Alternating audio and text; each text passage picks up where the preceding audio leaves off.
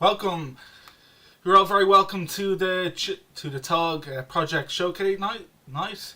This is our first time ever trying out live streaming, so we'll see how it's very much an experiment and how the whole thing goes. We have 6 talks for you tonight. We have them in groups of 3, and then we'll have a great Q&A session after each bunch of 3. If you want to ask any of the speakers a question, do pop it down in the YouTube live chat there, and then we'll put them to each speaker at the Q&A session. So, we will kick off. So up first, our first speaker is Nathan, and he's going to be talking to us about his portable soldering station. Hey guys, Crafty Nathan here. I'm working here from TOG Hackerspace, and I want to bring you something that I've been working on the last couple of weeks.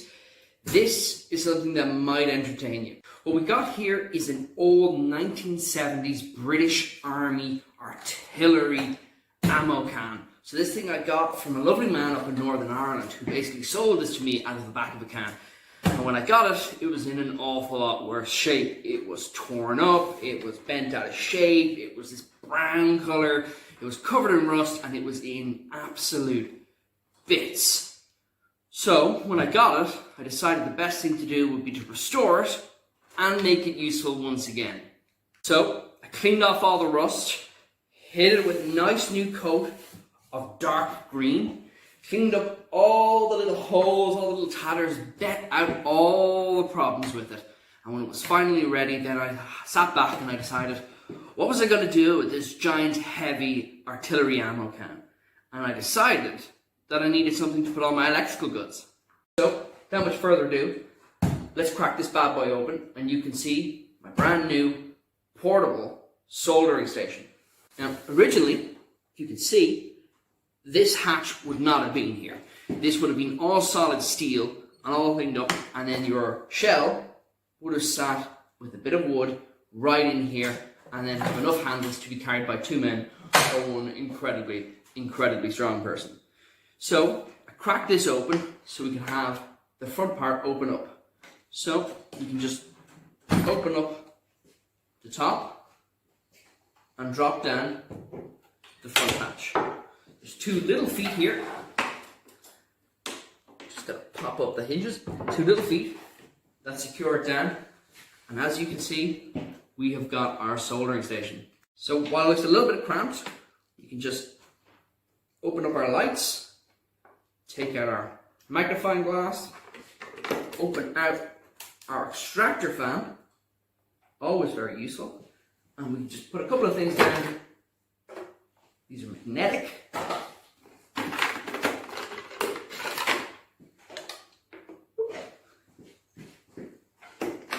And just pop in our soldering, oh, it's all cut up. We can pop in our soldering iron.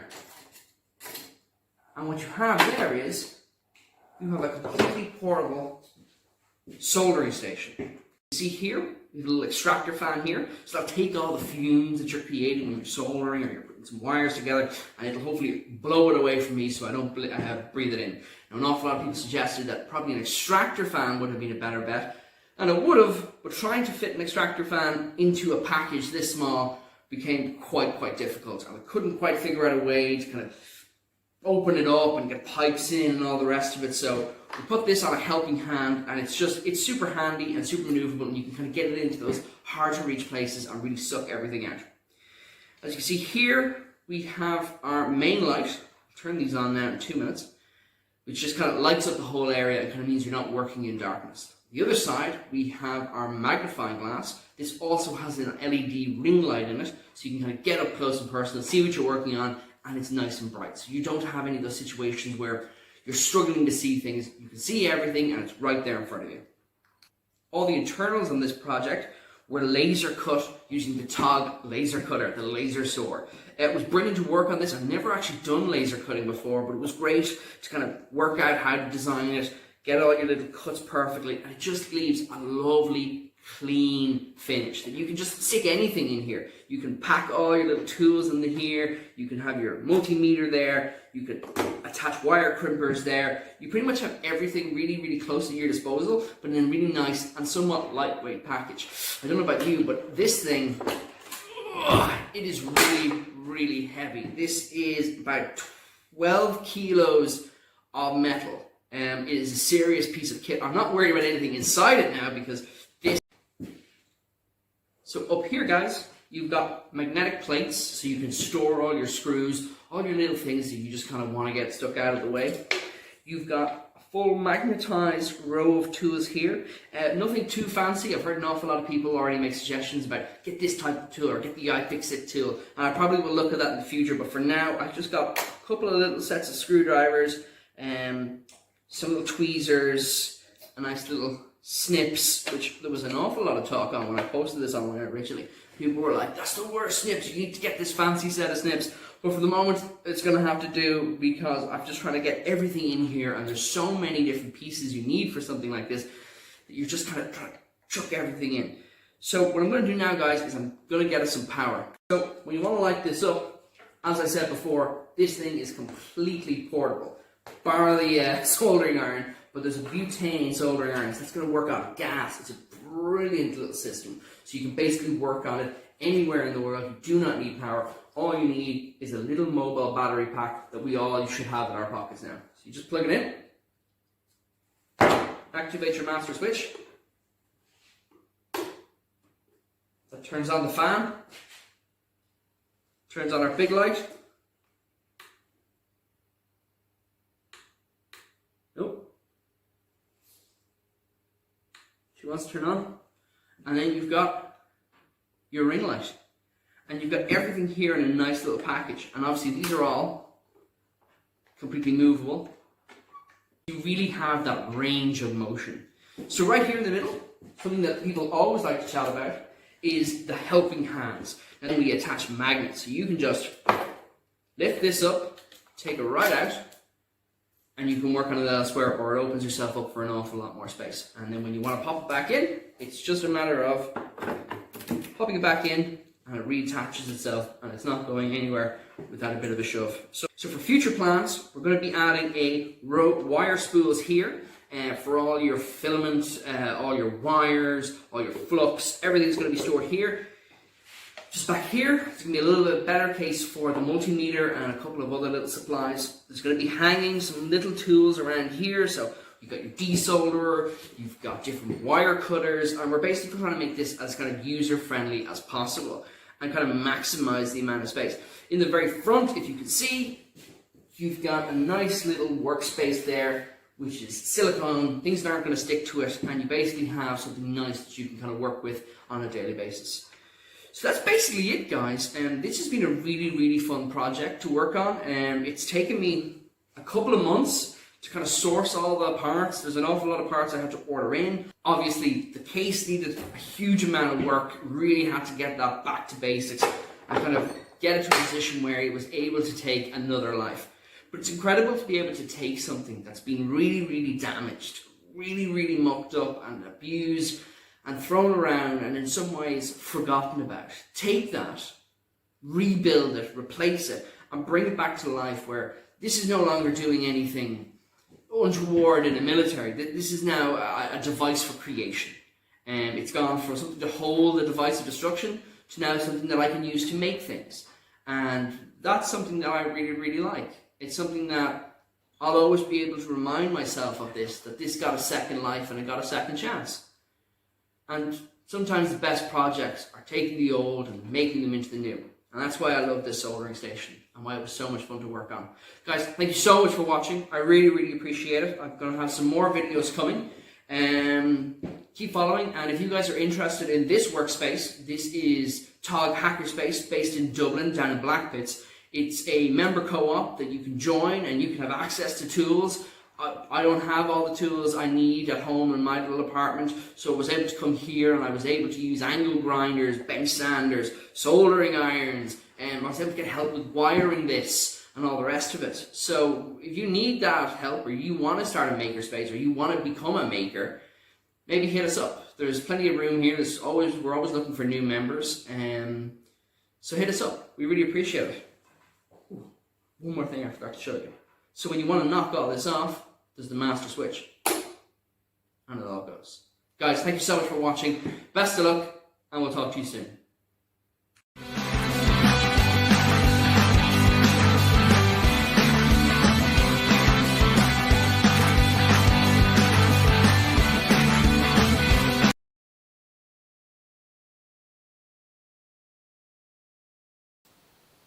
Thanks very much, Nathan. What a great talk. So for all our live stream viewers, make sure you put your questions in the chat and we'll have Nathan on shortly to have a nice Q&A. So up next we have Gary Cook. He's going to be talking about how using from the power of the sun, how he keeps his toes nice and warm in his house.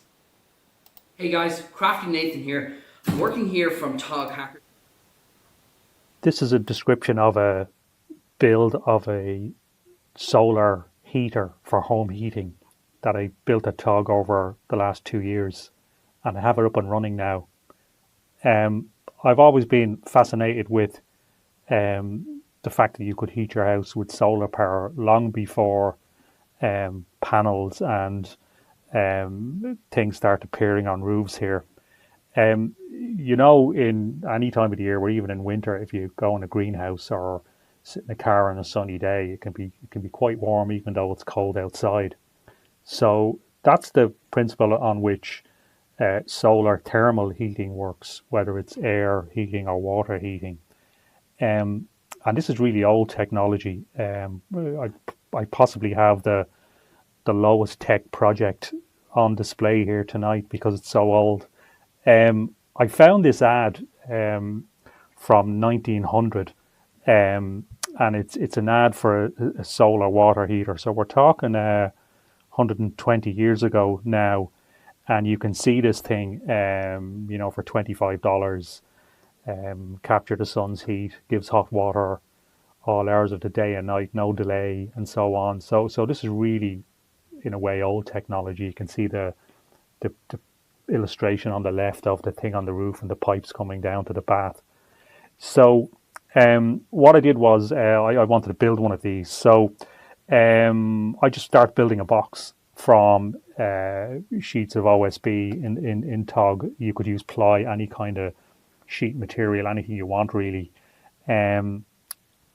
What I did was that's a full sheet of, in this case, OSB, you know, an 8x4 sheet. The sides are about a foot deep, and I painted it with black bitumen paint to give it some waterproofing because this thing's obviously going to be outdoors all year round. So inside the box, it's insulated with Kingspan insulation, the kind of foam stuff. Again, you can just buy a sheet of that. It's very easy to cut, and I've just lined the inside of the box with that, the back and the four sides. And because I'm going to blow air in and out of this to collect the heat, you can see one of the 5-inch holes that I've drilled in one corner, and a similar hole up in the opposite corner. Here's the box mounted on the wall. That's an east-facing wall. It just happens to be the wall of my garden, and I thought for a prototype it's a good place to put it up there. You'll see on the left, that's a heat exchanger, air to water, and I'll explain more about that as I go along. So you can see they're painted with that black bitumen paint, and this material, you see a roll of it on top there, it's roofing membrane. It's the stuff that's under the tiles or the slates on your roof, and it's waterproof and it's breathable, so moisture from your house can get out through it, but it doesn't let rain in, and it's very cheap. I bought a 25-meter roll of it, and even though I've painted my box with bitumen paint, I've surrounded it with that as well, and it gives a really good waterproofing. So something, has to collect the heat. So what I've used is they're just sheets of corrugated iron that you see on roofs. They're cheap. When you get them, they're that nice shiny silver color. So I had to paint them, and you can get very They're called selective absorbers. They're paints that very selectively absorb infrared light compared to ordinary visible light. But it's expensive. I just used black masonry paint, matte paint, and that seems to work very well. So that's that's the actual collector thing that's collecting the heat. So there they are, roughly in place. What I did was, now I could take the air into that box, and obviously the hot air comes out the other side. I wanted to transform that heat into warm or hot water. And what I did was I used a heat exchanger to do that. So I just bought one. That's it there. It's a radiator. It's like a car radiator. It's got a water inlet and a water outlet. You pump water through that, and at the same time, you blow your warm air from one side to the other, and it transfers the heat from the air to the water. There it is, mounted in that box that I showed you on the left. Separate box for the heat exchanger, but built the same way, just OSB, lined with Kingspan insulation, hole in the top, hole out the bottom, and I just have a baffle that the warm air gets directed around the back, out the front, and out the bottom. And I have a fan at the bottom, just circulating the air.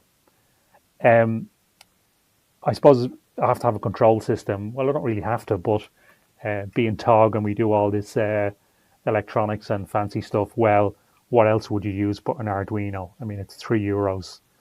I have a water pump to circulate the water. I have a fan to blow the air. So I just used solid state relays to handle the mains voltage, and the Arduino just turns them on and off. Very simple.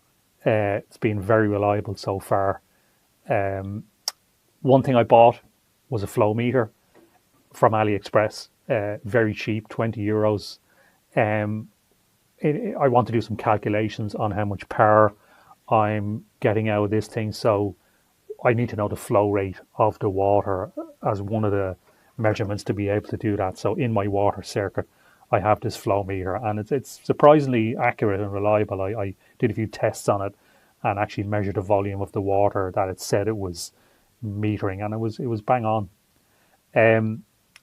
So I need to measure temperatures around the system, the air temperature in the panel, the temperature of the water in and out of the heat exchanger, the temperature of the water in and out of the underflow heating manifold. So I bought 10 of the one-wire temperature sensors, these 18B20 sensors. Now, I bought 10 in one go, which hopefully they all were made in the same batch, but I don't know that for sure. So what I did was I got all 10 of them, and I kind of had to do some testing and normalizing of their readings. So what I got a big mug of really hot water, plunked them all in there, started reading them up into the laptop, and as they cooled down, I just gathered all the data, and I was able to tell which one was reading a bit on the high side, which one was reading a bit on the low side, and so on. And I kind of added an offset factor. I picked one as baseline, and I offset all of the others relevant to that.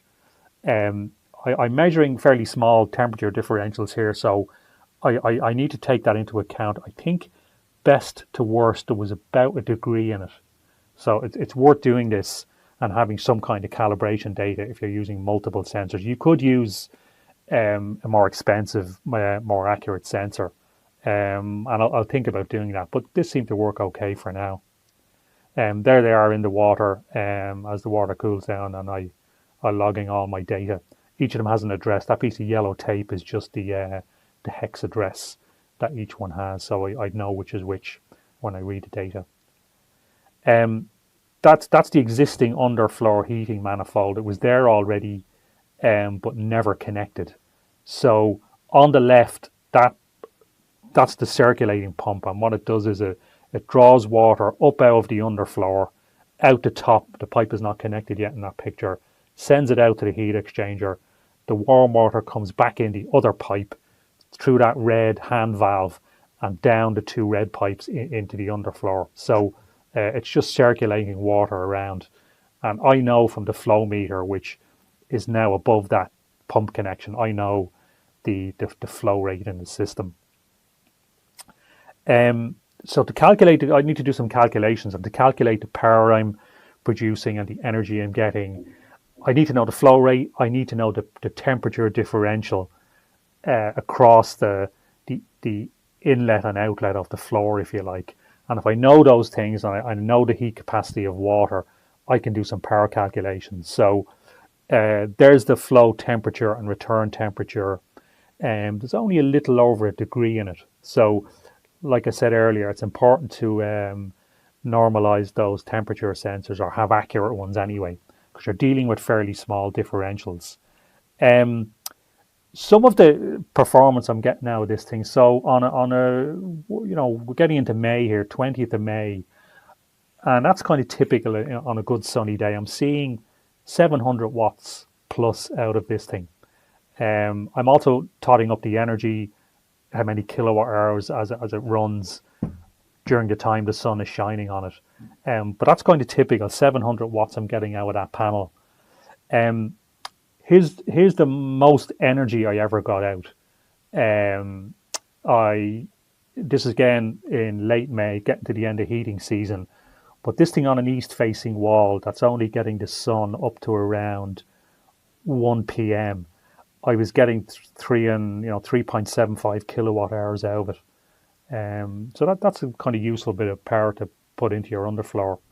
I did some tests during the summer. We're in July now, middle of July, and with the fans switched off, so the panel is just roasting away in the sun, not drawing any heat out of it. And I was curious to know what the maximum temperature the air in the panel would get up to. And there you go, almost 82 degrees centigrade, which is extremely hot. Water boils at 100. If you would burn yourself in there at those kind of temperatures. The thing below the set point is the set point I have set for the fan to come on. When the panel gets up to 23, the fan would normally switch on, but I had it disabled for this test. So there you go, over 80 degrees from this panel. So it's up and running. Not in an optimal position. It's east facing. I don't get sun all day on it, but it was the easiest place to mount it for a prototype. Future plans, I could make up to 3 more panels, another one beside this one, also facing east, and potentially 2 slightly smaller ones south facing on the wall of my shed. I could also, and probably will, tinker with the control system, a more sophisticated algorithm to turn things on and off, maybe more accurate sensors. If I build multiple panels, maybe some kind of valving on the air system, so if one panel's in shade, I'm not blowing air through it. There's no point in trying to take heat out of a panel that's not in sun. So that's kind of future work to be done. So just having built the thing and it's up and running, some kind of considerations. It's only suitable for wall mounting. It's too heavy and impractical to try to put this on a roof. So if you have a south-facing wall, especially south-facing, it's very simple to build. You just put it up there and away it goes. I paid good attention to weatherproofing, as I showed you, that bitumen paint and the roofing membrane, and it's been out now for over a year, and it's still in great condition. It's definitely, for cheap waterproofing, it was worth doing that roofing membrane as an extra. You could cut the cost of this. I tended to buy all the materials new. You just sheets of ply around, and the sheet of polycarbonate on the front, which I used to glaze it, that's about €100. I bought that. You could use plastic sheeting.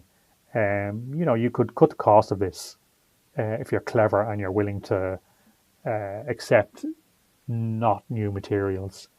One big way to cut the cost and complexity is to just use the air directly. So if you take air from your house and you pass it through this thing, it comes out the other end warmer, and you pipe that straight back into your house.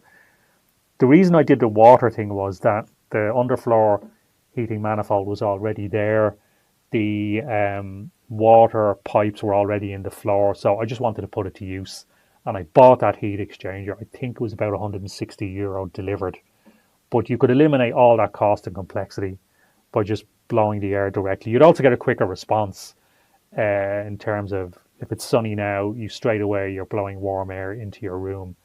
By doing what I'm doing, I'm kind of storing the heat for slower release, which has its benefits too. So you can certainly cut the cost of it and complexity if you want to.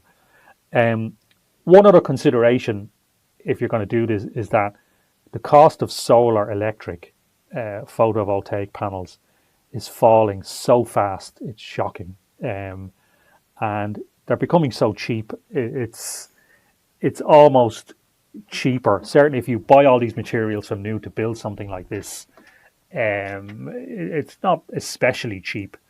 So it's worth thinking about solar electric. Now, solar electric panels you put on a roof, this thing's not suitable for a roof. If you have a south-facing wall only, this is a good idea.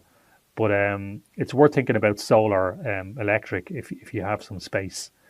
So if you're interested, if you want to know more or you want to build one even, get in touch with me and I could help you build one in Tog. Thanks a lot.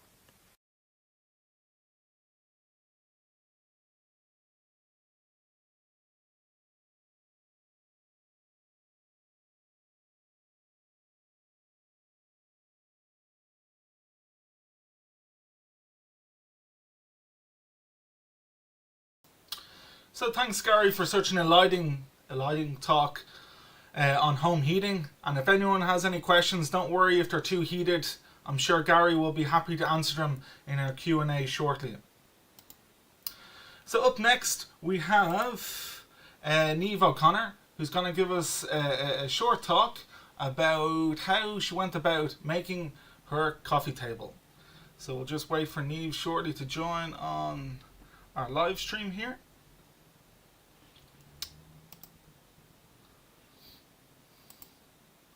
And Niamh is just about to kick us off in a moment.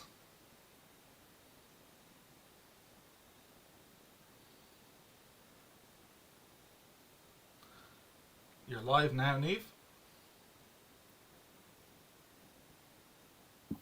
Hi. Hi, guys. Can you hear me okay, Jeff? Yep. Great. I'm going to switch to presenting mode now, just checking you can hear me and see me all right.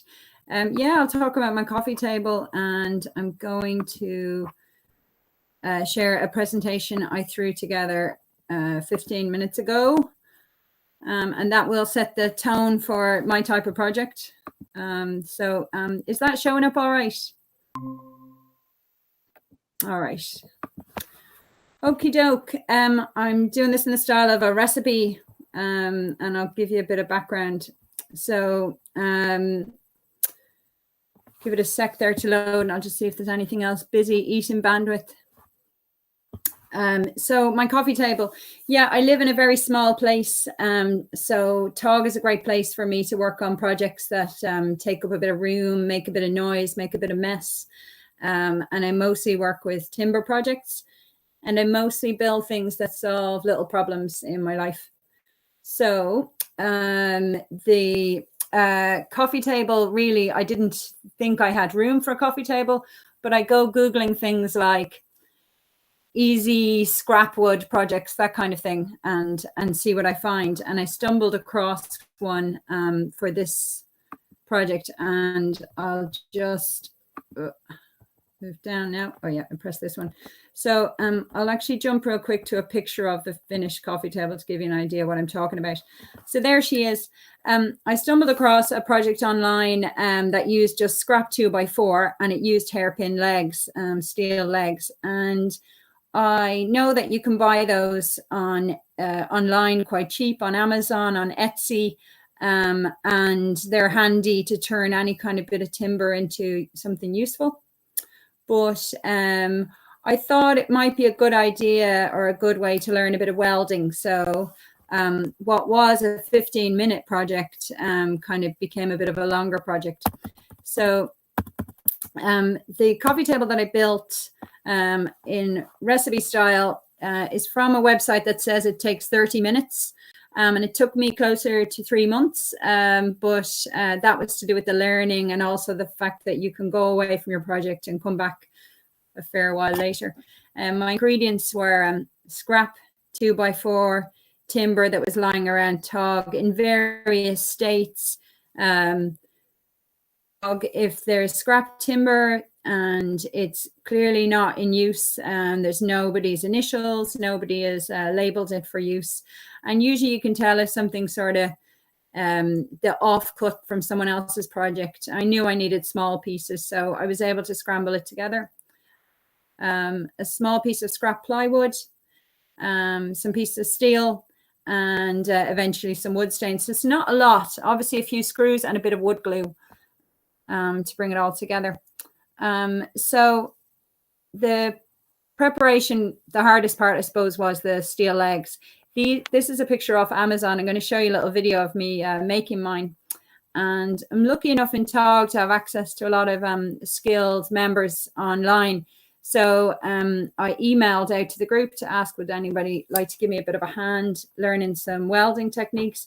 And Patrick was good enough to reply and offer. And at the time as well, a member, James, came along and joined into our little impromptu tutorial, which was really well organized. Patrick brought scrap metal with him. He gave us good advice on all of the safety aspects. We did it in an area away from anyone else with the kind of protective boundaries up to not damage anyone's eyes with the glare.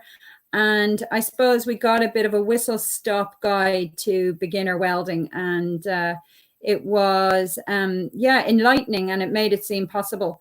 The good thing about welding legs like this is there's not a lot to it, and the results you're welding are going to be out of sight pretty much. As long as it's strong and works, they don't have to be beautiful. So while you can buy these legs, I was happy to have a go at making them. And Patrick was great with advice around how to use a jig for the bending, and really kind of helped me by bringing in a makeshift jig that I could adapt for bending my legs. So I'm just going to show, I'll see on my, if I can present videos as well. One sec, guys. And you are presenting.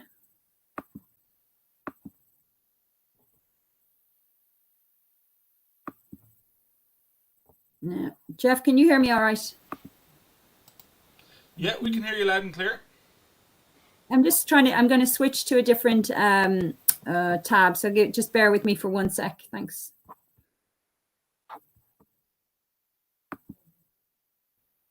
Present. Okay, and a Chrome tab.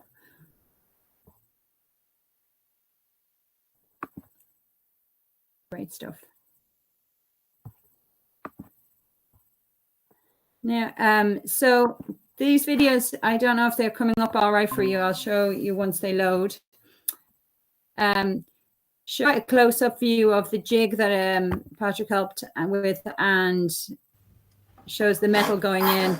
Using 2 long square pieces, I was able to bend the rod around a bolt. And I'll let that loop again. So you're using just from very rough screws and bolts into a thick piece of timber, and that helps you get an angle. And positioning of the screws help you bend each steel leg around, helps you get legs of similar size. I wouldn't say perfectly exactly the same size, because there's, I suppose, a bit of variance every time you bend a piece of steel. So there's an example of them bending, and this other video should show, hang on.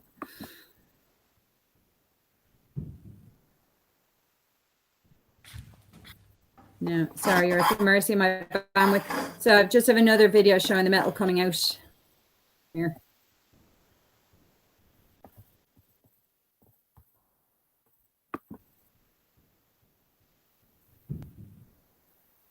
Mm-hmm.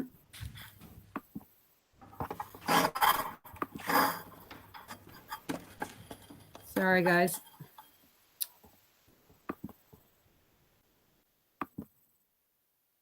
Yeah, I'll try once more.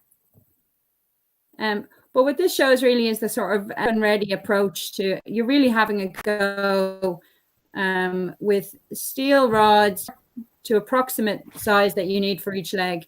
You're going to bend them around using the jig. Where is that video?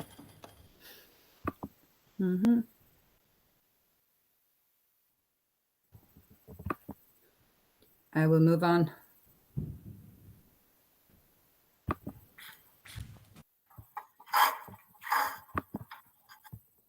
Now I'll jump back to my presentation if you bear with me. So Chrome tab. So this is the piece of the project that did take the longest, just bending the legs. So just to go through the steps, hassle Patrick for welding advice, cut rods to workable lengths, 1 rod per leg. You're bending those around to jig. Once they're bent, you mark and cut each leg to same size. Your cut is at a slight angle because, as you can see in this picture here, you want them to weld onto the L plate with a bit of a lean. Then you're cutting these L plates out, and each one is, and there's quite a lot of tolerance for a mess here, you know. You don't have to be perfect. It's a good way to learn. We've great stuff in TOG, arc welding equipment, as well as magnets that help hold the metal in place. And so I really was able to get on pretty well making those. And once you have those welded into L shape and you're welding on the metal pieces, you drill holes into the L plates, and then you attach your leg pieces to the L plates. And it only took me ages because I suppose you can have a week between visits and it just adds up. I did clean the metal down a good bit and painted them in the end as well, just to give them a nice finish. And this is a GIF that's taken off the website that I took the instructions from, and it just shows the assembly of the timber. So for the top piece of the table, it's a piece of ply cut to size. If you're like me and you have a small space, you can make this as big or small as you like, and you're cutting a piece of ply to fit the room that you have. And it's on that ply that you arrange your timber. So it's quite a nice piece in that there's no precision measuring at first. You're getting a nice rectangle piece of ply, and then you're arranging the scrap 2x4. 2x4 is not an exact measurement because the different 2x4 comes in slightly different depths. It's sometimes more like 1.5 by 3.5, and so get them laid out, and you'll start selecting pieces of timber that look the way that you want them to look. So the preparation of the wood involved cutting the ply to size, arranging your scrap. Sorry, that should say scrap 2x4 in your diagonal patterns. And the nice bit about this table is that every single cut is 45 degrees on the chop saw. It's good to get some chop saw practice as well. Make sure you plug it into the sawdust hoover before you start to save yourself a whole ton of cleanup. And once they're all ready and you're happy with them, you're going to glue them together. And I recommend gluing them upside down so that you get them, if there are any variances in depth, that you get a nice flat finish on the underside. Once they're glued together, you screw them to the ply piece.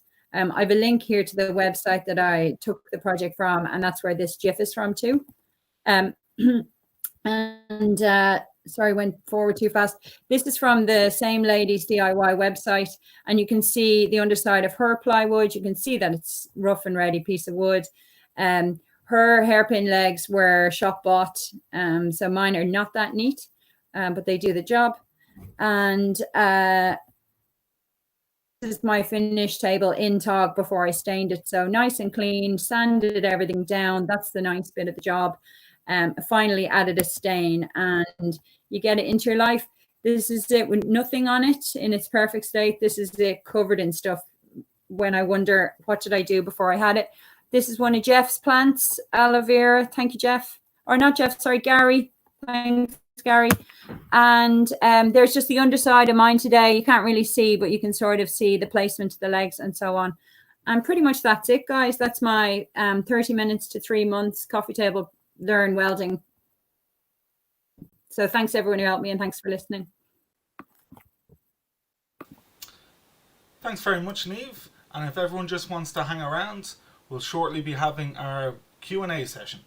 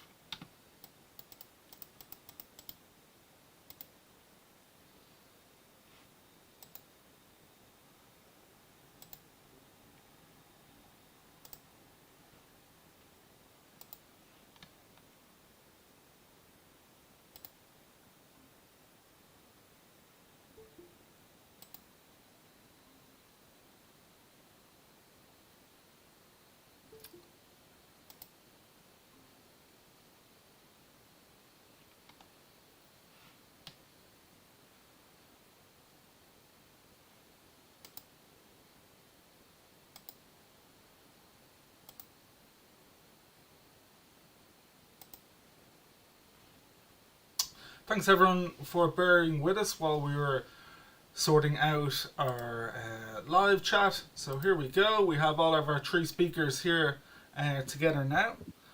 So I have lots of questions that are coming in. Lots of people are very interested. The first question is for Gary. How much heat loss is there in the pipe that goes from your unit outside to inside?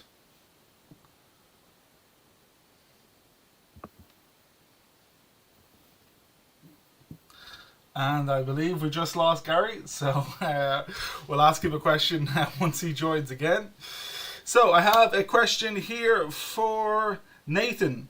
What will be your next project?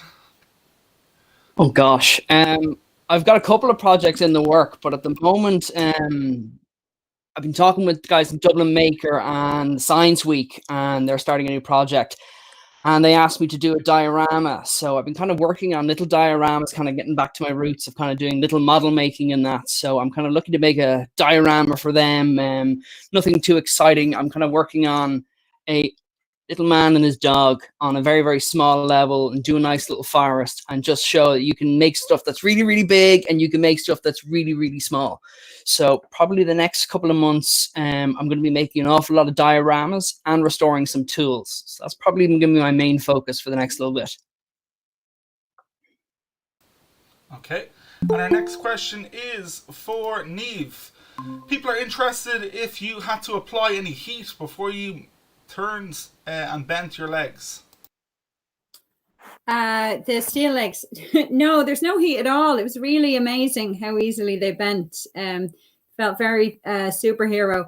It's having, I suppose people out there might know the actual names for the physical, the physics reasons why they bend so easy, using the jig and using the other square pieces of steel around them. But very little bit of strength, and they bent happily around that bolt. And it's just having them supported in the right way. Yeah, so no heat at all. And very little kind of learning curve. So. Okay. And now that we have Gary back, we'll try this one again. So people are interested to hear about if there's any loss. Oh wow, Gary just doesn't want to talk to us, I guess, tonight. Okay, so we have another question for Niamh. How did you manage the tolerances when welding the bar to the L piece so the table didn't end up rocking? Well, there's always a little bit of persuasion, but they aren't perfect. So when you're welding to the L piece, and there is each one, they're not identical. But there's a little bit of bending allowance, even post welding. I found, and I was able to do some slight adjustments. And then no matter how perfect you get it, if you're putting it on a timber floor, good luck. There's always going to be wobble. So just that tiny little bit. And I notice over time as well, they'll adjust themselves and I have to give them another tweak. I'm terrified they'll just snap off, but they don't. And if they do, I'll just make more. But yeah, they're really forgiving of a little bit of push and shove and bend to get them to all match up. So I was pleased with that. Thanks. Oh, very interesting. The next question here is for Nathan. I have a viewer here that's very interested how you managed to wire up all the various parts of your project. You had a fan, you had lights. How did you manage to pull that all together?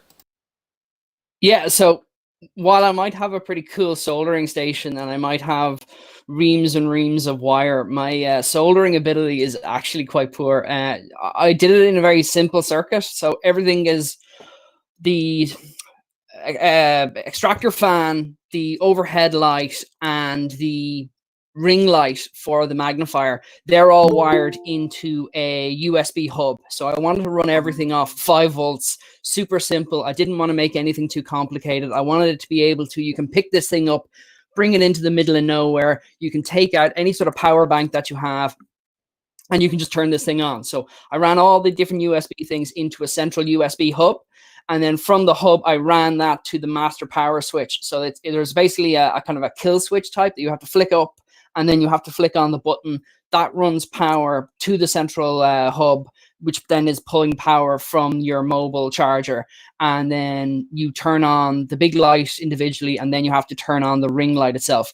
So I could have got around a couple of those things, but there was an awful lot of functionality already built into some of the lights that I used, and I wanted to keep that functionality, and kind of it would have been messy trying to do it any other way. So it's super simple. It's basically into the hub, power's feeding in, and then it is straight into the kill switch. So it's super quick. You just flick it up and the extractor fan comes on straight away. That's always on, as long as the machine is on. And then you just tap on the big light, and then you just tap on the ring light, and you can adjust the kind of the strength of the lights as well. So you can kind of get up really, really close, or if it's a bit too bright, or it's a bit, you can change the kind of the color density and stuff. I know for painting, it maybe not so much in soldering, but when you're using light, for any sort of project, the concept of clean light is such a big thing. Because if you start getting colored light and all that, it can really muck up how your eye actually sees things. So yeah, the wiring was really, really simple. I thought it would have been more complicated, but a couple of the guys actually in TOG gave me a dig out and kind of helped me wire everything and run the wires around the back, and everything's kind of hidden in one of the side compartments. So yeah, so that's how I did it. Okay, so we appear to have Gary back with a cute little pig. Hopefully, I think it is in the background. Yeah. So we'll ask the think question again to Pink Gary. Panther or something. So I have a viewer here that's interested between the heat loss between your capture device and when it gets into the house. Yeah. Yeah, I saw that question. The short answer is I don't know. The long answer is not very much. How I calculate the heat input or the power input is the difference between the flow and the return. And I'm doing that at the underfloor manifold in the house. I'm also doing it outside. It's not a lot is the answer. I know that's not an exact answer. Those temperature sensors are not that accurate. I could work it out. I'll work it out and tell you. I'll let you know. But it's those sensors. I don't know if I could. I mean, I could tell you I'm flowing 6 liters a minute if it's leaving the heat exchanger at 18 degrees and it's arriving in the house at 17.7. I could work out that power for you. So I could work it out. Just haven't done it yet. Okay, and maybe it's because of recession, but there's a money question next. People want to know how much money you're saving. How much am I saving? Well, I saw that question go by as well. Well, I'll put it this way: kilowatt hour, I that from electricity, it's about 16 cents per kilowatt hour. When it was getting, well into the year, April into May. I mean, heating season, it's not September to March. In reality, in late March, April, June, I was regularly pulling 3 kilowatt hours out of that panel, despite only getting the sun until midday. 3 times, like it's 50 cents a day. It doesn't sound like a lot, but there's 30 days in a month, and it starts to add up. If this thing was on a south-facing wall, a lot more. But it's free and it just runs, and there's no moving parts in the panel. It's a box with a metal plate in it and a piece of glazing on the front. There's nothing to break, if you know what I mean.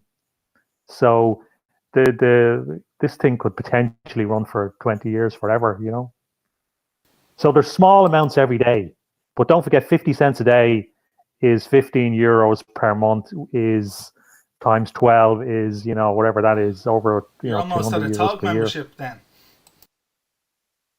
Yeah, right. This is very low tech stuff, apart from the Arduino. Okay, and we have a bit of a follow-up question here about the type of material that you use in the box. Is there alternatives you can consider that might give you a better heat ratio? You can use, well, it's going to be metal, some kind of metal. Corrugated roof iron is cheap, or it's very expensive. It doesn't matter. The metal needs to be black. Black things get hotter than white things. There's these very fancy infrared paints, selective absorbers. They absorb infrared really well and don't re-radiate it. I looked into them. They're very expensive. So I just use masonry paint, and you saw there 82 degrees. That's incredible. You couldn't hold that. You can't hold 60, never mind 82. So I wouldn't sweat too much for a DIY build. Absorber with. And the metal, you could use anything. If you find an old sheet of anything, those sheets, an 8-foot sheet of corrugated iron, I think they're only a tenner to buy. You probably find them in skips around. Okay, that's all the questions we have here from the chat. I want to thank our 3 speakers from part 1. Great presentations and great Q&A. And I want our viewers to hang around, and we'll be back with part 2 very shortly.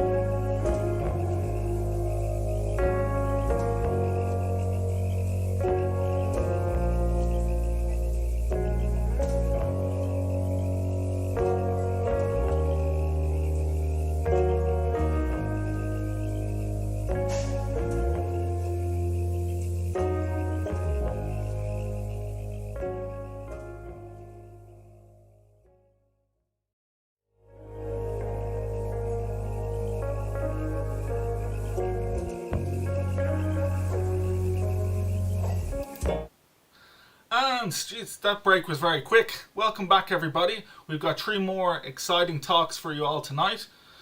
As you can see them on screen, we have egg cups, we have strange contraptions from Sinead, and self-driving cars. I'm sure it'll be all very interesting. So what we're going to do is, first up, we have Patrick, who's going to speak about his 3D printed egg cup and all the different ideas that go into it.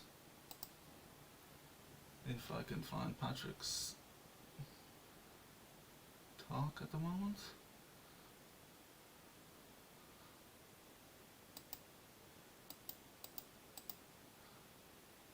Okay. And there we find it. A small technical hiccup, but here we go.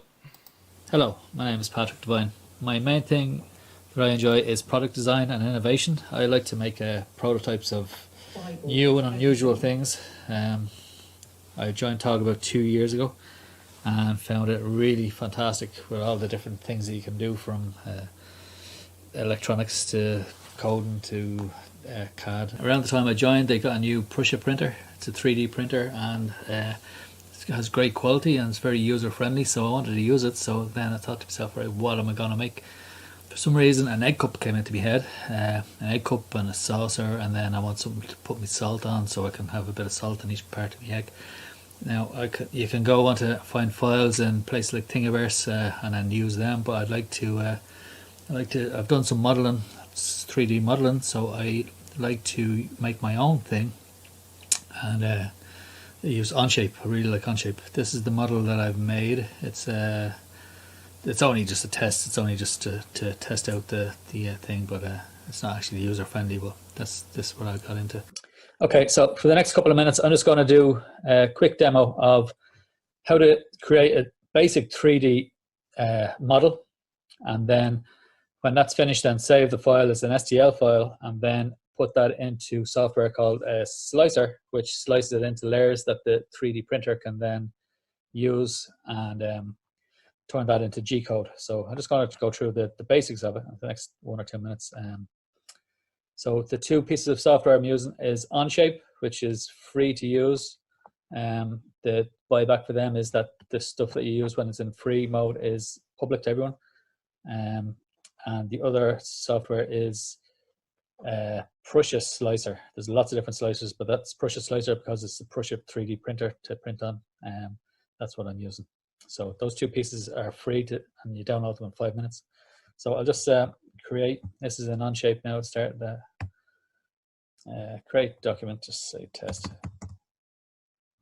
Create this public document. So if you have intellectual property or any patents kind of situations, you have to take that into account. But so I just open it up, calling it test in 3D. In this software, you have planes, top plane, front plane, right plane. So that's you draw sketches on the planes and then you can extrude out. So it's asked me to pick a plane and go into top. And just going to create a simple little circle and then turn that into a saucer kind of, and then hollow it out. And then just going to dimension a lot of this stuff is in dimensions. So, okay, just 200 mil dimension, and then go to extrude out. 25 mil, just make it 10, nice and quick and simple. So we just have a disk there now. Okay, so you just basically have a disk at the moment. You can use shell tool. Shell that again, 2.5 mil. It's grand for what we're doing. Just doing a little demo. So that's grand. So we have there now a kind of my version of a saucer anyway, but that's what it is. What it is. And then I'm going to draw another sketch just to make the little egg cup kind of shape. Plane again. We're going to do that. Draw a circle again. I'll make this as quick, as painless as possible. You know, again, just dimension that circle, because then when you dimension it, then it's it doesn't really change after that. So okay, we got shell, and we're going to extrude it to, you can extrude to any dimensions and lengths of what you're going for. Say 70. So now 70. So see it there now. So what I want to kind of make a little, you can make a draft on it. So draft turns the angle. That's 3 degrees set standard. So going for 7 degrees. So we go for that. Where are we at now? We have a little saucer kind of thing, and this is kind of an egg cup shape. And again, we're just going to shell out this piece here. It's 2.5. This time we'll go 4 mil. Make it a little bit stronger. So we're coming to something that's, yeah, it's doable as a shape that we could save as a print. I'm just going to put a little fillet on the little edge here. Just with 10 mil fillet, just give it a bit of strength and make it look a bit. Now you can chamfer all the edges. You can do lots of different stuff with this, and you can spend time just exploring it. But just for now, that will be our model. And I'm going to say, okay, we'll save that. So we go in, we have it called test. So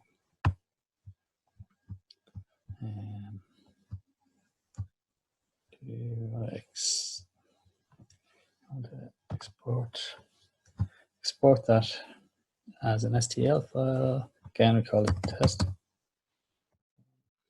STL file, it's in millimeters, resolution is fine. You can go through all these options again if you're using it yourself.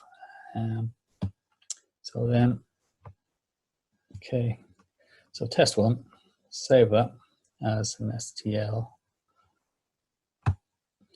Now that's saved. Okay, so once you have the STL file saved, you open the slicer software to create turn the graphic 3D model into a file that the 3D printer can actually use, which would be G code, which you get to by slicing the 3D graphic model. So the software I'm using is Prusa Slicer. I then import this. What you see on the screen is the bed of the 3D printer. So I'm just importing test 1 file we saved, and you can see the file is now just brought in again graphically, and you just position that on the bed of the 3D printer wherever suits you, as long as it's inside the boundary of the 3D printer. It seems to always work, so it's whatever's your preference. In the slicer, you can adjust for the quality, how quickly you want to get it done, how thick you want the layers, the material you want to use, ABS, PLA. Always check to see what's on the spool of the 3D printer really, and then just go from there then, unless you have specifics that you need. And then the different types of 3D printer, the Prusa Mark III is what's listed here. Again, you can go into more details about print settings, filament settings, and printer settings. Again, for this, I'm just going into leave it all as default and just go to slice now. So when you just start slicing, basically what it does, it turns that graphic 3D model into 2D layers at very thin slices that the printer then can print out, and just keeps layering up the model. It takes a long time to make a 3D print, but you can adjust as you go along. So that's slicing now. May take a couple of seconds slicing. Okay, so it has now export G code. So that's done. So if you export G code, it comes in as a notepad file. So that's the file that the actual 3D printer then. So I'm going to save it in egg cup and test 1 PLA. I'll save it there. We already have it exists. So okay. No, we don't replace it. We already have one there. So we'll just actually open up the file, show you the G code itself, and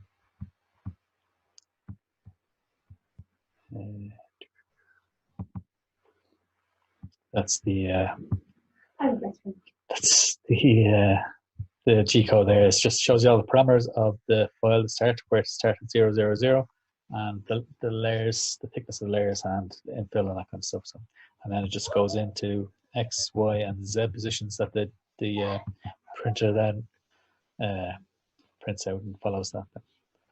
So that's the G code, and that's the next part done. You just save that file and then put it on an SD card to go into the to be inserted into the printer. So you can see the SD card there at the side of the control box there in the Prusa printer. You have your file in there, and you open up the screen at your file that you want, and just press play really. There's not much to it from that then. The machine then just starts itself up, finds its position, and finds its 0 point, and then does a few laps around the bed of the machine, and then starts to extrude. There's a great community in TOG that does some CAD drawings as well, so they're always there to help, so you should try and have a look.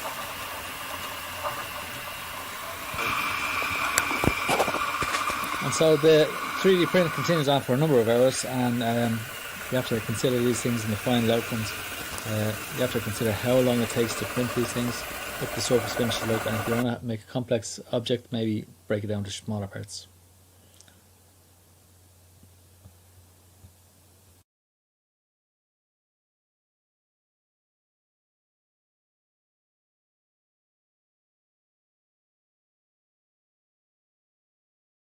Thanks very much, Patrick. Very interesting talk to see how you go from not knowing anything about 3D printing right up to designing your own objects.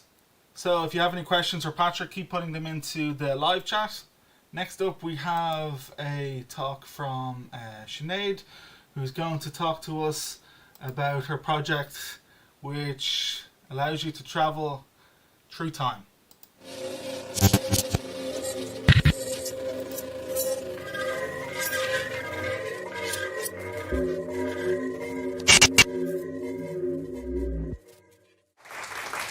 Thank you. My name is Sinead MacDonald, and I am a visual artist, and I am from Dublin. I have always been really interested in science fiction. Ever since I was a kid, I've loved science fiction. And most recently, I've been working with science as well. So I just finished an MA in fine art in the National College of Art and Design, and they do this mashup module there with University College Dublin, with the physics department in University College Dublin. And we were working on this, which is a Wilson cloud chamber, which is, I've become very interested in elementary physics and quantum mechanics and stuff. So basically a Wilson cloud chamber is a fish tank, and you use alcohol and dry ice, and it makes electrons and cosmic rays visible to the naked eye. So this is a photograph from a Wilson cloud chamber, and these are just cosmic rays that are moving through the fish tank, and they ionize with the alcohol, and they produce these sprays like contrails. So while I was there, the Wilson cloud chamber is a very old piece of equipment. It's from, I think, the turn of the century it was invented. And while I was there, I was doing research into very early scientific equipment and physics equipment. This is the Malloy collection in University College Dublin. I'm not sure whether you can see it very well. This is where the postgraduate physics students hang out, basically. And it's all of these cabinets here is where they hold all of the very early physics and, natural philosophy equipment right from the very early 18th century. So I'd started to look at these. I basically fell in love with these machines. I mean, how could you not? But in this cabinet here, along the end here, most of the stuff has been catalogued. They moved to their present site in the 1960s, and they did a lot of cataloguing then. But there was a box that was there that nobody really knew what the machine was, and they couldn't kind of fit it into anything, and it was kind of badly broken, and I'll just show you now. This was the inside of it that we had originally found, and it was very badly damaged, and nobody really knew what it was. There were some papers and some schematics and stuff in the box as well. And it had basically been sitting in this crate since the college had moved to its present location in the 60s. So myself and two postgraduate physics students asked if we could sort of look into it and do a bit of investigation. We were given permission to do that, and we started to look at what it might be, what it might not be. The schematics and stuff didn't really give that much information on who had built it, but we did find this was on the side of the crate. I don't know if everybody can read that. It says 28A/FM, and according to the cataloguing of UCD, that means it was made in 1928, and the initials of the person whose crate it was FM. The only student that I could find at the time who was registered in the college was a Francis Mead. Now, Francis Mead had done work in theoretical physics around that time. He did publish a paper on Tolman's paradox, and I'll explain Tolman's paradox in a minute. He published a paper on Tolman's paradox and sending information back in time. Now, at the time, it was completely ridiculed. He was laughed at, basically. And he never published anything again. He was kind of basically never heard from again. I think he died in obscurity. We started to look at this idea of Tolman's paradox and to reference it back to the schematics that we found. I don't have any pictures of the schematics because the archive kind of whipped them off me when they realized what we were doing and wouldn't let me get them again. This is a graphical representation of Tolman's paradox. Now, if you can understand, I know there are some physicists in the room. I'm really horribly aware that there are some physicists in the room. I don't know anything about this, but I'll try my best. This is Tolman's paradox in a graph. And this is a lovely equation of Tolman's paradox. Basically what it is, there's an A and a B there. A causes B, okay? And T is time. And the idea is this is something called the Lorentz transformation. So the idea is that A causes B, but if the velocity of A is faster than the speed of light, so that's the c squared bit, if the velocity of A is faster than the speed of light, then A actually happens before B. T becomes a negative number, and A happens before B. So it's this idea of particles moving faster than the speed of light and being able to break causality. So in Tolman's paradox, there's tachyons are the particles that were looked at. And it was actually theorized by Einstein and a few other people in about 1918, 1919, this idea of sending back information in time to an earlier version of yourself. So we started to look at tachyons in particular and how tachyons might transmit information and how you might, first of all, actually, we looked at how you might be able to detect tachyons. Because tachyons are superluminal particles, they move faster than the speed of light, they can't actually be detected. But what you can detect is this, which is called Cherenkov radiation. Okay, so this is a graph. I know this is very sciencey and it'll be finished in a minute. This here, the kind of blobby sort of donut-shaped thing here, that's a tachyon. And you see the black line here is the observer. So the tachyon has moved past the observer before it can be observed. But what you get is a kind of a bounce back. So it's like when an ambulance goes past you or a sonic boom.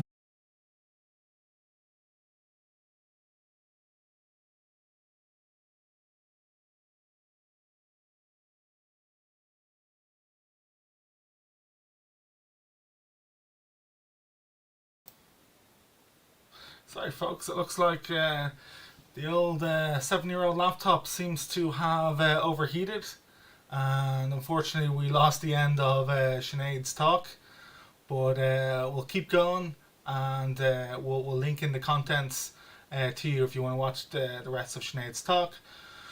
But we will try and move on and see how well all this technology holds up, and see can we get going again. So next up we have Robert O'Sullivan, who's going to talk about his journey through developing a self-driving car.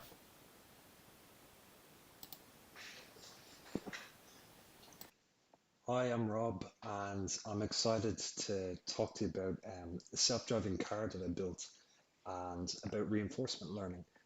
For those of you who don't know what reinforcement learning is, don't worry, I'm going to try to give you a crash course in this 10 minutes. And for those of you who do, I hope I inspire you to try and build your own self-driving car using this AI technique.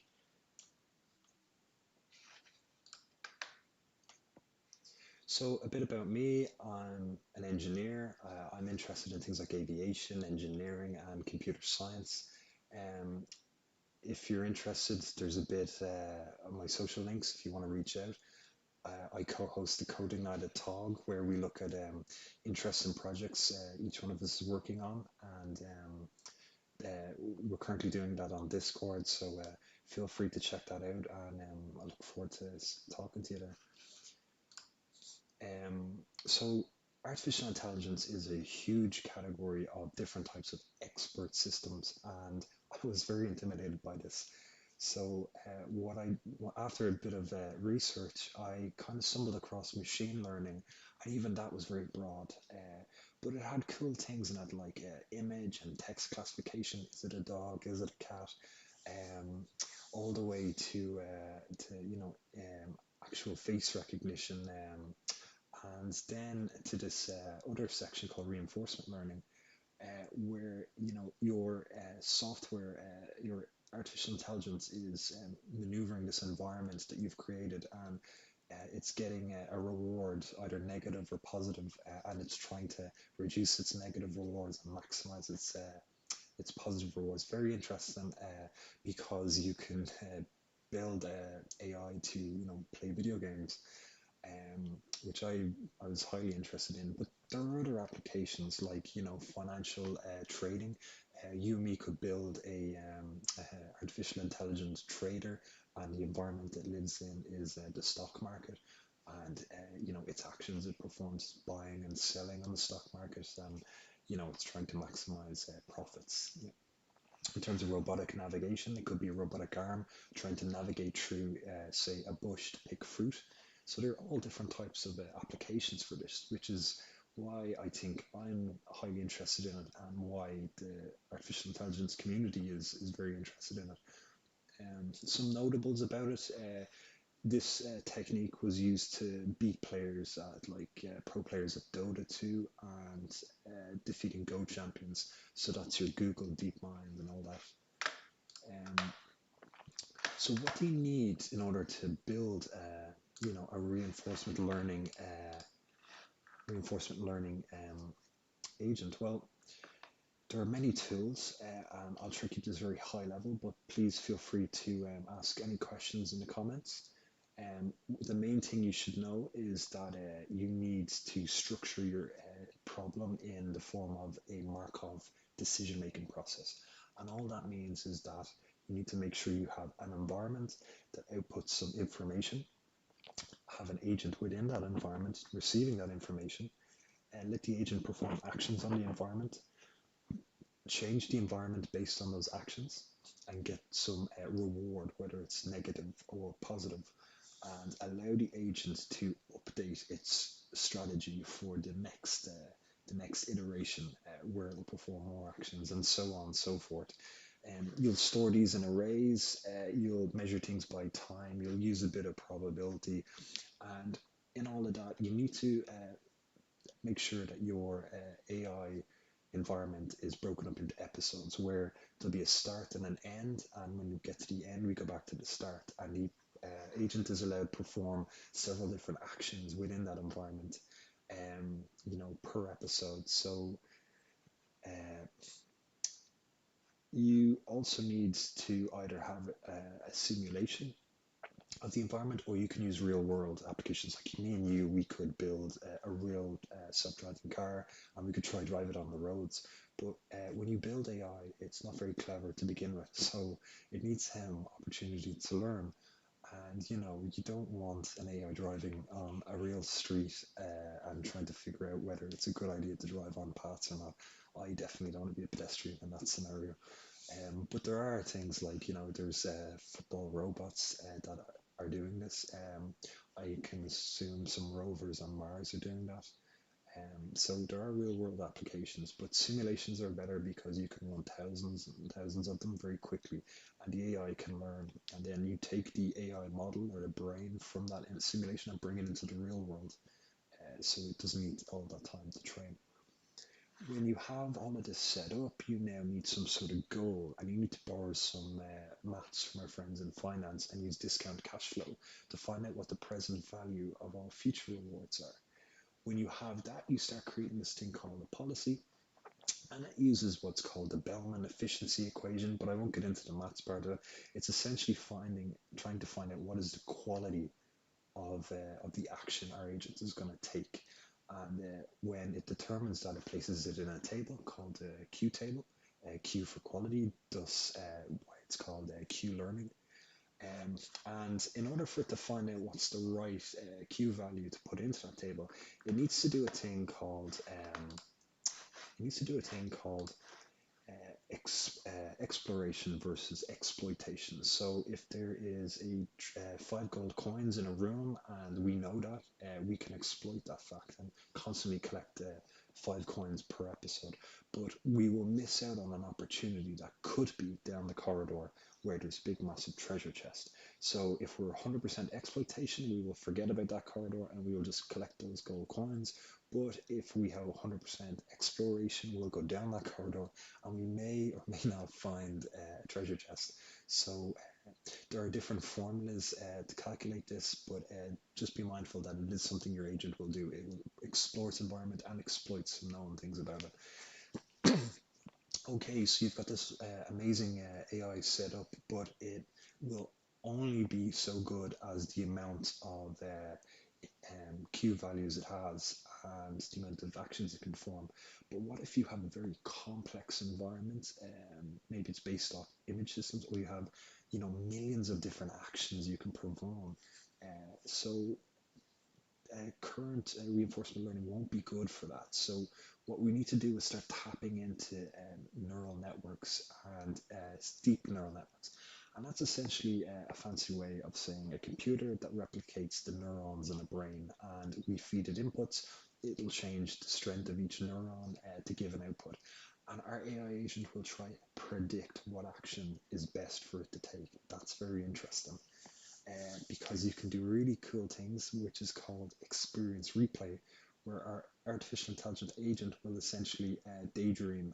It will take information from past experiences and it will try to replay them to try update its values to before it goes and carries out an action.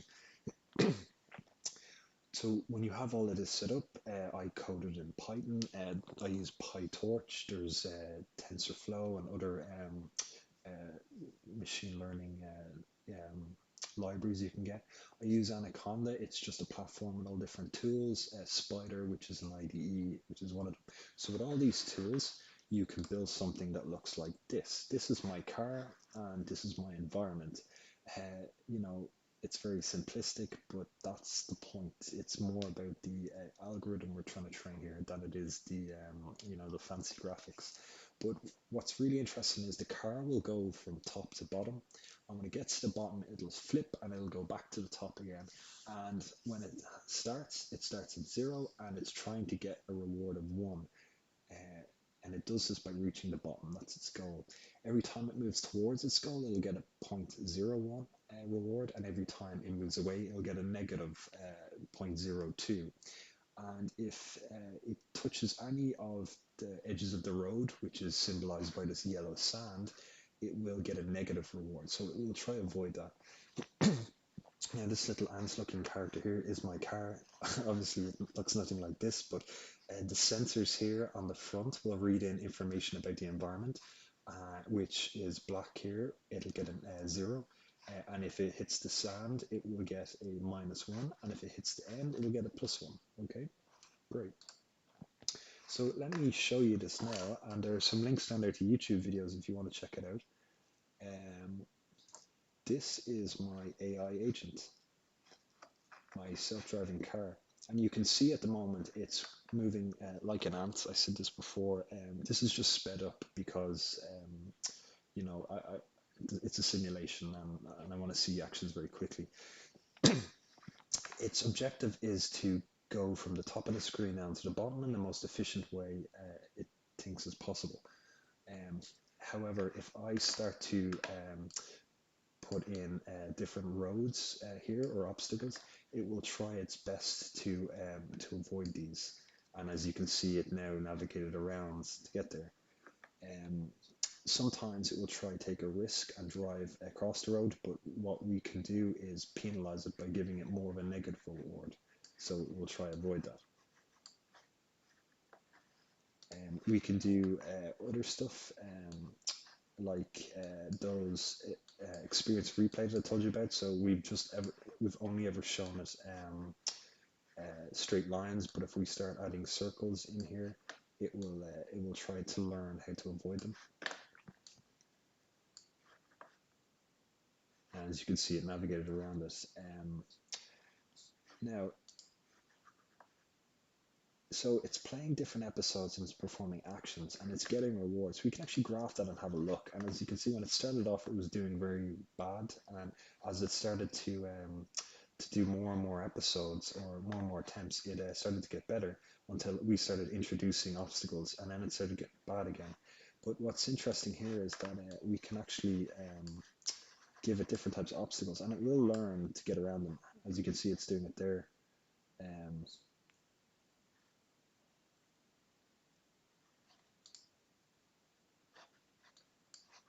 and as you can see, it's now gone back up again. So that's my driverless car. All the code is available at my GitHub. There's a Udemy AI course you can take where you can learn about this more in depth. And there's some links here to other people who have done it before. Just a bit of my 2 cents on the industry. Will we ever have self-driving cars, fully autonomous? And my assumption is no.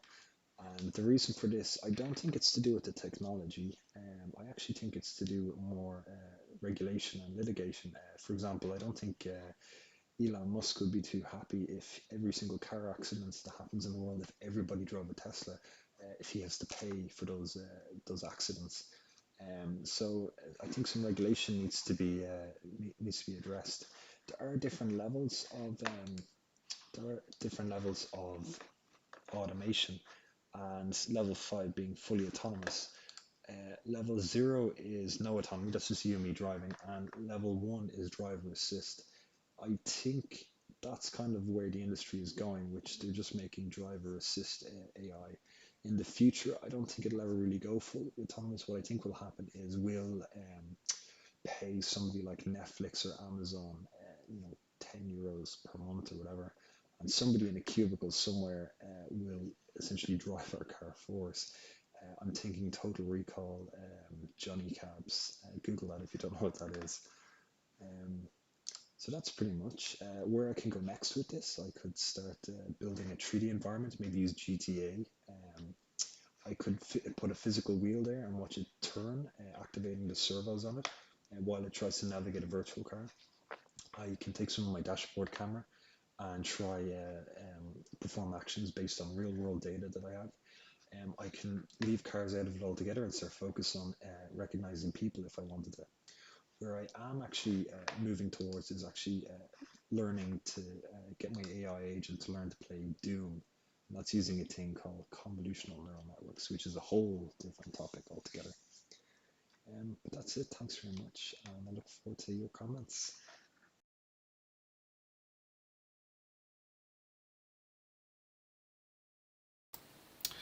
Thanks very much, Rob, for excellent presentation. Sorry again for the earlier disruption.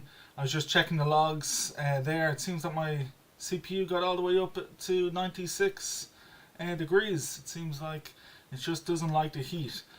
So people hang around for just a few minutes while I set up this video call and I get the speakers ready to chat to you.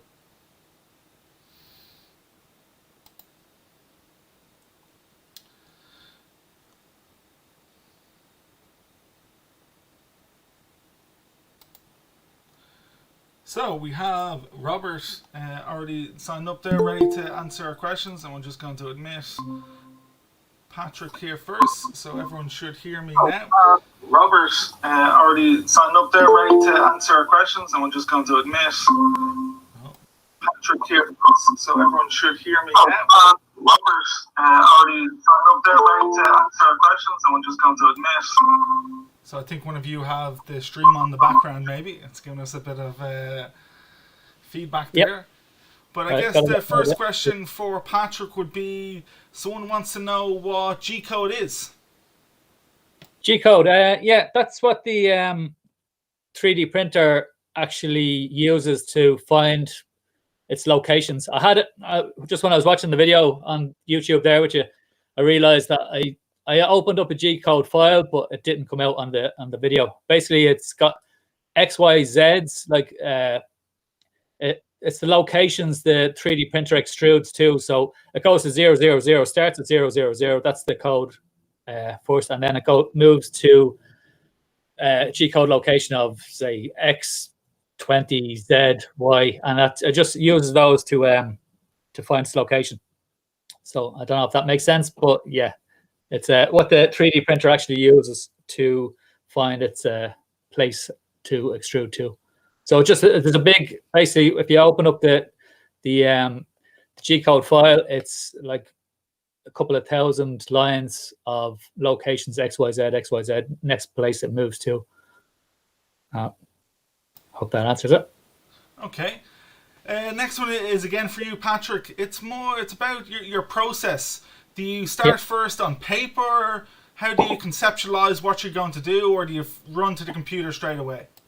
If you're really familiar with CAD software, you could nearly go straight to the computer if you know what you're doing straight away. But if you're just trying to come up with concepts, definitely pen and paper. It's the quickest, it's the easiest, and it's the way you can build up much easier because you have the log of all the ideas. If you put down real quick ideas on pen and paper, you'll always have them there. You can reflect back and forward, and after say a half an hour of 30 quick little sketches, you can see progression along the way to get to where your ideas are coming. Because it's very hard to develop if you're only at concept stage. It's very hard to develop a thing or a product or a shape or whatever you're trying to make up. It's very hard to develop that. So if you go straight onto the CAD software, it's just too time consuming. You're restricted because you're saying, okay, I know how to do this and I know how to do that. But with pen and paper, it just flows much easier. So I definitely say recommend first pen and paper unless you know exactly what you're doing. And then again, of course, you need dimensions if you want to have dimensions and that kind of stuff. So you're always better off pen and paper first. Okay, the next question is for Robert. How long does it take to evaluate how long the car takes to learn and respond to the obstacles? Yeah, I was trying to think of like what's the best way to answer that, because how long does it take for the AI to learn? In reality, it could take months, depending on what you're trying to do. But for me, I wasn't really tracking that. I was tracking it by episodes, and I was trying to count how many episodes it took, to stop getting a negative reward. So I hope that answers your question. Okay, and I got a bit of a follow-up one here. How do you go about adjusting the reward so the car helps it to learn? The rewards you set out at the very beginning. You set those parameters, but what you can actually do is degrade the reward over time, so you can stop the AI from always exploiting a known reward, and so because it'll be less valuable, and instead it'll go off and try look for something more lucrative. So you can do it at the start, but you can play around with it as well and degrades the reward over time. Yeah. Okay, and we'll jump back to Patrick for this one. The viewer wants to know about, do you first do a print on the 3D printer at very low quality to do tests? It seems like that your final print was very long. How do you know what you're going to, when you click print, it's going to work?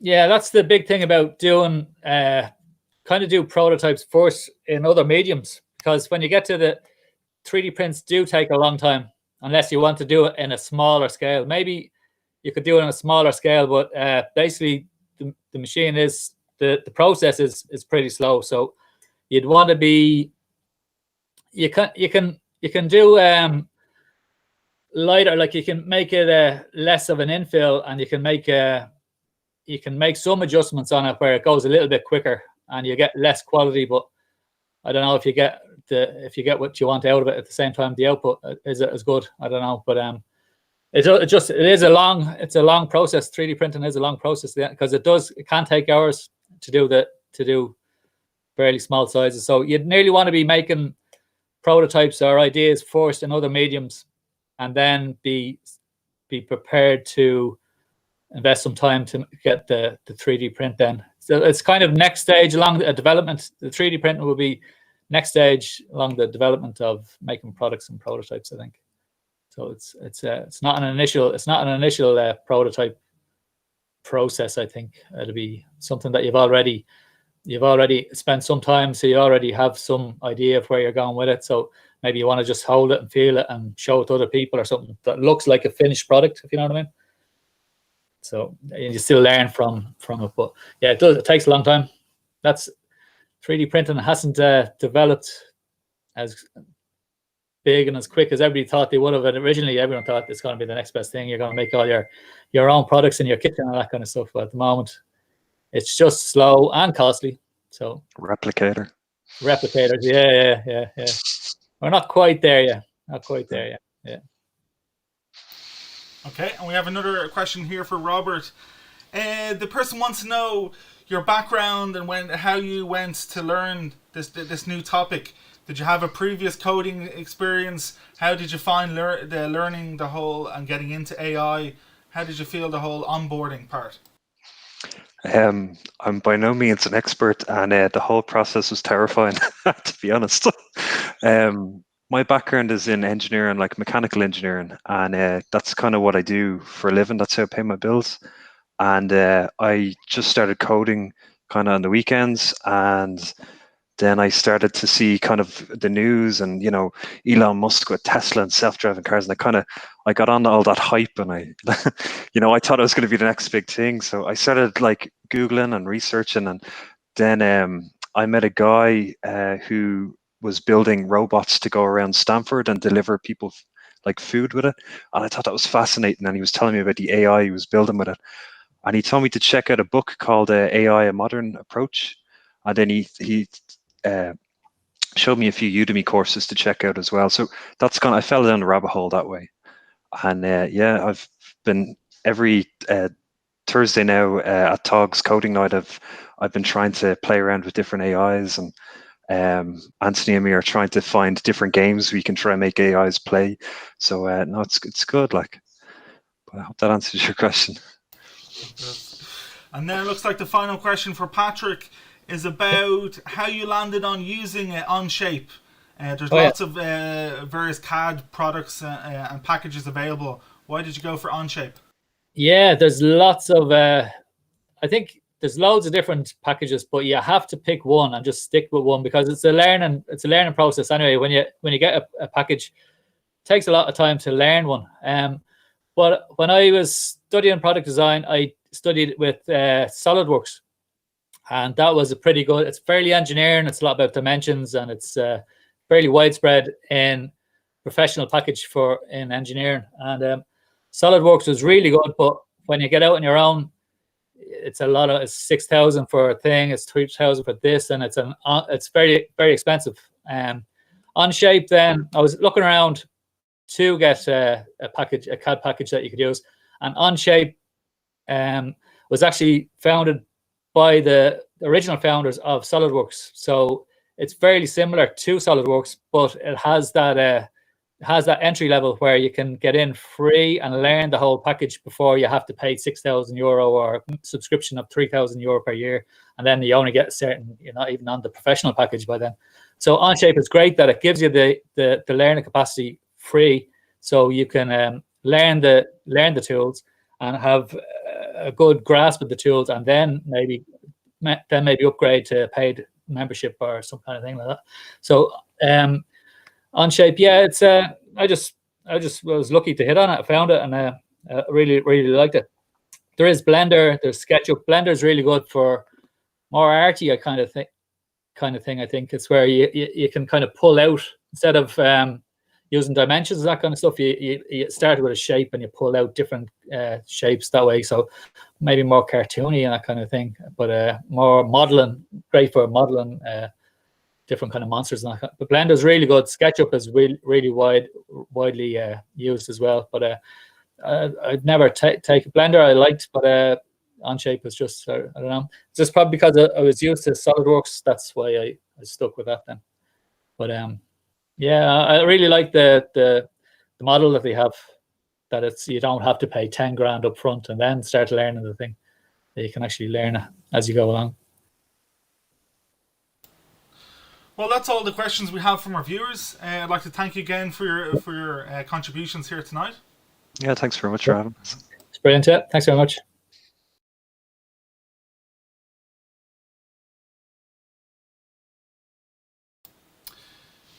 So, thank you for coming along and viewing our first ever live stream here in Tog.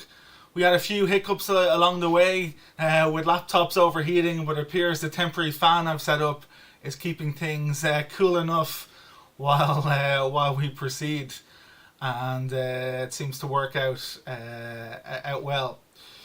So if you'd like to keep in contact with us, all the link to our different social platforms are on the screen. We're on Meetup, we're on Twitter, Facebook, LinkedIn, Discord, we have Slacks, all the places where you can talk to people on the internet. You'll probably find us with a presence there. So check out our meetup.com for all of our virtual events that are going on during Level 3 lockdown. We have our virtual book clubs, coding nights, crafting nights. Our Wikipedia editing is returning. All these are streamed live via our Discord. So it's a great way to keep in with the community and know what's going on. But also the space is still open in a limited way to our members to make use with restricted numbers around all of the equipment and tools that we have for members. So again, I'd like to thank you all for coming out, and I hope to see you at our next event.